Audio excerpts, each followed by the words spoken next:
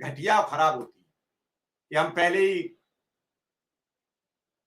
विक्रम सिंह, आज इस केस को समझकर और सुनकर आपको लगा होगा कि अगर अदालत तो सुनाने पर आ जाए तो किसी को भी कुछ सुना सकती है। विक्रम सिंह, फिर मैं बताऊं इस पर। बिल्कुल सर, आपका बहुत बहुत आभार। बिल्कुल सर, न्यायालय के पास तो इतनी शक्तियां हैं ही, असीमित शक्तियां हैं। और न्यायालय तो हमारे साथ यदि अन्याय हो रहा है उसके कैसे न्याय हो, इसकी पूरी जिम्मेदारी न्यायालय के पास ही है। और हमारे संविधान में जो हमें अधिकार दिए गए हैं, उस अधिकार से इतर कोई कार्य सरकार कर रही है तो हम संवैधानिक उपचार के लिए न्यायालय के पास ही जाते हैं। और न्यायपालिका ही इस देश की किसी भी व्यक्ति की एक अंतिम आशा होती है कि न्यायपालिका से हमें कहीं न कहीं उम्मीद होता है, और तभी व्यक्ति न्यायपालिका की ओर जाता है, चाहे वो जिला सत्र न्यायालय हो या हाई कोर्ट हो या फिर सुप्रीम कोर्ट हो। इस देश में 3 प्रकार की न्यायपालिका है। तो कहीं न कहीं लोगों के अंदर अपने अधिकारों को लेकर लोग जागरूक होते हैं, और विधिक अधिकार है हमारा कि हमारे साथ यदि कोई गलत कर रहा है, चाहे वो सरकार ही क्यों न हो, तो उसको लेकर हम लोग कोर्ट में जाते हैं।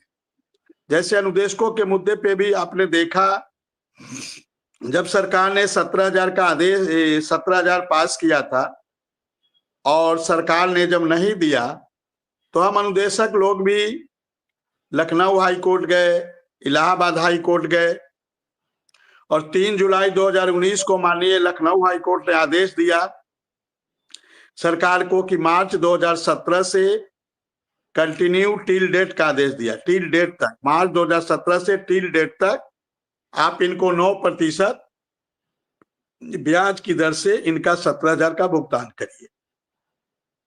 फिर उसी आदेश को 20 अगस्त 2019 को स्वागत है आप सभी का आज की इस वीडियो में। साथियों, वर्तमान की एक काफ़ी खास सूचना आप सभी के मध्य में साझा करेंगे। जितने भी शिक्षा मित्र साथी हैं, आपके लिए हाल ही के अंदर की एक काफ़ी महत्वपूर्ण सूचना है अस्थायीकरण को लेकर के। सारी बातें प्रॉपर तरीके से आगे वीडियो में कवर होंगी। जो भी साथी चैनल पर नए हैं, चैनल को सब्सक्राइब नहीं किया है, सब्सक्राइब कर बेल आइकन को प्रेस कर लें। इलाहाबाद हाई कोर्ट ने सेम उसी आदेश को रिपीट कर दिया। चूंकि सिंगल बेंच का आदेश था तो सरकार के पास डबल बेंच में जाने का मौका मिल गया, और फिर सरकार डबल बेंच में गई स्टे लेने के लिए। लेकिन देखिए, सरकार को स्टे नहीं मिला, क्योंकि कोर्ट को यह महसूस हुआ कि उत्तर प्रदेश के अनुदेशकों के साथ सरकार अन्याय कर रही है, और सरकार को स्टे नहीं मिला। और यहां तक कि सरकार को डबल बेंच में लड़ने के लिए प्राइवेट वकील एलपी मिश्रा जी जैसे जो प्राइवेट वकील है उसको सरकार ने हायर किया अनुदेशकों से लड़ने के लिए। आप इससे समझ सकते थे कि सरकार कितनी मुस्तैदी से हम लोग के साथ लड़ रही थी। लेकिन सरकार की वहां भी दाल नहीं गली, और 2 दिसंबर 2022 को माननीय इलाहाबाद हाई कोर्ट और लखनऊ हाई कोर्ट और ये राजेश बिंदल जी और जे मुनीर साहब, राजेश बिंदल जी उस समय इलाहाबाद हाई कोर्ट के मुख्य न्यायाधीश थे, और जे मुनीर साहब, दोनों लोगों के बेंच में सुनवाई हुई थी।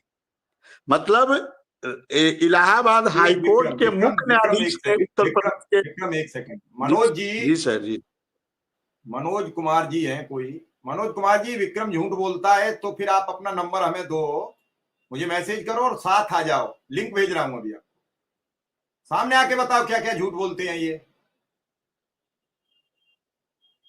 मनोज जी, मैं आपका कमेंट ले लेता हूं स्क्रीन पर ताकि लोग समझें। मनोज जी लिख रहे हैं विक्रम झूठ बोलता है, तो ये मनोज कुमार हैं। मनोज जी, मेरा नंबर आपके पास निश्चित होगा, और निश्चित है तो फिर अगर आप इनकी झूठ ऐसे कमेंट में नहीं मानेंगे, आप लाइव आइए और इन्हें झूठा बताइए, इन्हें झूठ साबित कीजिए। लिंक लीजिए और आइए स्क्रीन पर, तब अच्छा लगेगा। ऐसे लिख दिया और फिर निकल जाओ, ये ठीक नहीं है। आओ तो कम से कम मुझे भी तो पता लगे ये क्या क्या झूठ बोलती रही अब तक हमसे। चलिए विक्रम सिंह, बात पूरी करिए।